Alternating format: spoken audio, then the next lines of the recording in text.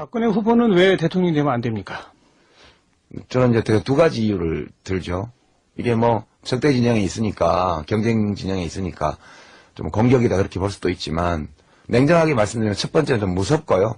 무서워요? 예, 두 번째는 걱정이 너무 많이 돼요. 무섭다는 건 왜 무섭습니까?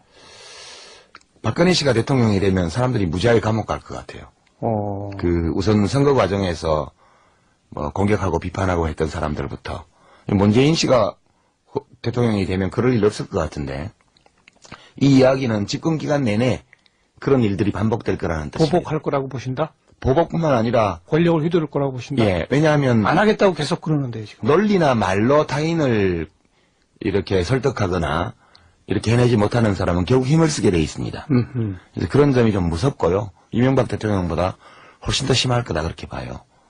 두 번째 걱정이 되는 거는 이분이 밝은 지도자가 아니에요. 이치에 밝은. 예. 그러니까 이치에 밝은 지도자라야 아래 사람이 속이지 못해요. 네네. 이 장관만 하더라도 삐끗하면 속거든요. 대통령이 되면 엄청나게 많은 문제들을 다뤄야 되는데. 그래도 아주 어린 시절부터 퍼스트레이디 역할도 하고 정치도 벌써 지금 90몇 년부터 오래 해왔고. 그건 의전이죠. 오선 의원도 해왔고. 오선 의원 하면서 입법을 제대로 한 게 있으니까 뭐 자기 브랜드 정책이 있어요. 그건 나름대로 어떤 경험과 경륜 같은 게 있지 않을까? 뛰어난 거는 있죠. 의전. 의전적인 면에서. 의전적인 면에서는 굉장히 뛰어나죠. 그러니까 국가 지도자에게 요구되는 의전적 그 행위 양식 이런 것들은 타인의 추종을 불허하죠. 예. 그러나 대통령이 뭐 다 알아야 되는 건 아니지만 어느 정도는 알아야 기본으로 속지 않을 정도. 어떤 것을 보고받았을 때 이것이 알겠습니다. 상식에 맞다 안 맞다는 판단할 수 있어야죠. 이게 저는 박근혜 씨가 대통령이 되면 소위 옛날 조선시대로 치면 환관 정치. 그러니까 호가호위하는 사람들이 그 좀 사리에 어두운 권력자를 이용해서 알겠습니다. 무섭고 겁이 난다. 그리고 걱정된다. 박근혜 전 대표와 제가 알기로는 뭔가 모종의 딜을 시도했던 것으로. 제가 그 얘기 해도 되나 모르겠는데 이제 정영근 씨가 한번 그 건보공단 이사장 네. 그분이 뭐 진보 쪽 인사 중에 대화해보고 싶은 사람이 있냐 했을 때 저를 꼽았어요. 그 신문에 한번 났는데 그게 왜 그렇게 됐냐 하면 사실 둘이 친하거든. 오, 네. 정영훈과 유시민이 친하다. 예. 어쩌다가? 조사실에서 혹시 만나실 사이? 아니요. 둘이 이제 술도 몇 번 먹고. 호텔에서 만나는 건 아니죠, 방에서. 네, 호텔 식당에서도 만났고요. 아니요, 호텔방. 뭐 그런 묵주를. 아니, 정영근 의원이 우리 정치사에 가장 큰 즐거움을 준 거는 호텔방에서. 네, 그렇죠. 묵주를 필리핀에서 수입했던가요? 그때 당시에? 그때 이제 노무현 대통령이 네. 국민연금법 재정 재계산 결과를 딱 받아들고 이게 50년 후에 큰 사고가 안 하게 돼 있는 건데 큰일 났다. 지금 선보지 않으면 그때 가면 늦으니 이걸 꼭 선봐야 된다. 이렇게 된 거예요. 그래서 이제 그걸 꼭 해야 된다고 말씀을 하셔서 제가 대통령한테 이제 이야기를 했죠. 꼭 해야 되는데 대통령이 도와주셔야 할 수 있다. 뭐 도와줄까? 그래서 백주의 임장을 달라 그랬죠.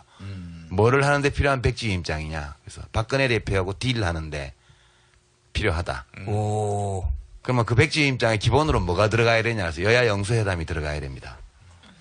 이제 노 대통령은 박근혜 씨를 별로 안 좋아하셨고 또 영수회담 이런 용어 자체를 배척하셨어요. 구시대 관념이라고. 근데 이 문제를 해결할 사람은 한나라당 박근혜 대표밖에 없으니 뭔가를 줘야 된다. 이명박 씨하고 대권 경쟁을 막 이제 본격화하기 직전 상황이었기 때문에 박근혜 씨로 하여금 국가를 경영할 수 있는 결단력의 소유자임을 나타낼 수 있는 어떤 이벤트를 만들어주는 조건 정도가 있어야 이 국민연금법 문제에 관한 여야 합의를 도모할 수 있다. 이렇게 해서 영수회담을 해주기로 했고 그것을 포함해서 다른 요구도 있으면 다 들어주겠다. 그래서 백지 임장을 받아들고 이제 제안을 해야 되는데 누구를 통해서 해야 될지 모르겠더라고요. 그래서 국정원 라인을 가동을 했죠. 누구를 넣으면 제일 좋을까? 그래서 정상적인 국정원의 이 정책 보좌 기능입니다. 그래서 답이 온 게 정영근이라고 답이 와서 제가 정영근 씨 의원을 만나서 제안을 했고 그 양반이 박근혜 씨를 찾아가서 이야기를 해서 성사가 됐어요. 협상이. 그래서 2006년 틀렸네요, 일단. 예, 2006년 4월부터 6월까지 2달간 비밀 협상을 했죠. 오. 그 당시 열린우리당 의원들을 통해서 의원 입법 발의를 하기 전에 입법안을 만들어서 2달 동안 예, 2, 3일에 한 번씩 제가 직접 그쪽 대리인을 만나서 그런 정치적 조건을 포함해서 법안의 내용까지 포괄적인 협상을 진행을 했습니다. 이거 처음 말씀하시는 거죠, 이거? 예, 합의가 거의 다 됐어요. 6월 중순쯤에. 그랬는데 결국은 깨졌죠. 그때가 6월 말이 박근혜 대표 임기 종료라서 그 전에 합의를 해서 영수회담을 해야만 돼요. 내가 설득한 논리는 이걸 하면 이명박 씨보다 한 등급 높아지기 때문에 가능성이 높아진다. 이렇게 한 거죠. 한나라당의 대표가 예. 후보가 될. 그리고 이제 정영근 씨가 그 점에 대해서 공감을 했기 때문에 가서 건의를 했고 성사가 됐던 거죠. 근데 결국 그게 이제 결렬이 됐는데 그 당시 박근혜 대표를 대리해서 나온 협상 대표가 지금 기재부 장관하는 박재환 씨하고요. 국회의원. 윤건영 의원 두 사람이었습니다. 박재환 씨가 주무를 했는데요. 그때 한나라당이 어르신들한테 월 20만 원 이상씩 그냥 500만 명한테 다 주는 기초연금법을 주장을 할 때예요. 그게 예산 소요가 12조 원 정도 되는 거였고 연간.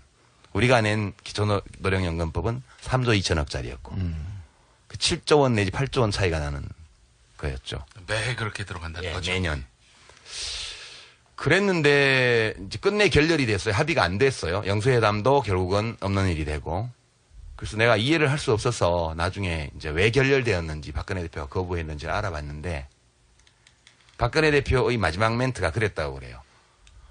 우리 한나라당 안으로 할 때나 정부 안으로 할 때나 3천억밖에 차이가 안 난다는데 3천억 원밖에 왜 우리 안대로 안 해주냐 이랬다는 거예요. 7조 차인데 3천억이라고. 예. 제가 그때 보면서 이 사람이 안 되겠구나. 안 되는 이유는 협상 대표로 나온 사람이 허위 보고를 했다 하더라도 어떤 이유에 의해서든 그건 동계산을 뽑아보면 350만 명한테 월 9만 원씩 주는 거 하고 그죠? 500만 명한테 월 20만 원씩 주는 거 하고 돈 차이는 산수만 하면 다 해요.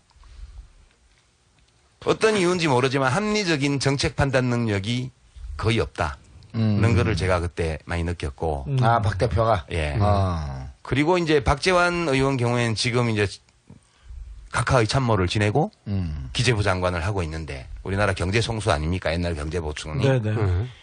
근데 맨날 공짜 점심은 없다고 요새 국민들 훈계하고 다니는데 그때 무슨 짓 했어요? 연간 12조 원 가까이 들어가는 걸 하자고 주장을 했잖아요. 그리고 도대체 가서 박근혜 대표한테 어떻게 보고를 했기에 대표가 그런 식의 판단을 하냐는 거예요.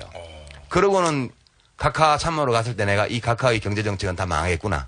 를 직감을 했고 지금 기재부 장관이 되어서 나라 경제를 아주 엉망으로 만들고 있죠. 그래서 제가 이런 경험들을 뭐 이거 말고도 공개해야 되지 않은 그런 국정운영과 관련된 에피소드는 많이 있는데 박근혜 씨는 참 어렵겠다. 이런 분이 국가 지도자가 되면 정책이 도대체 어떻게 될까? 그런 걱정도 많이 되고. 일단 기본적으로 산수가 안 되시네. 누군가가 중간에 보고를 어떤 이유로든지 틀어버리면 그것이 잘못된 보고라는 걸 판단하는 능력이 없다는 얘기잖아요. 지금. 그렇죠. 지도자는 기본적으로 그게 있어야죠. 이과인데. 그러니까.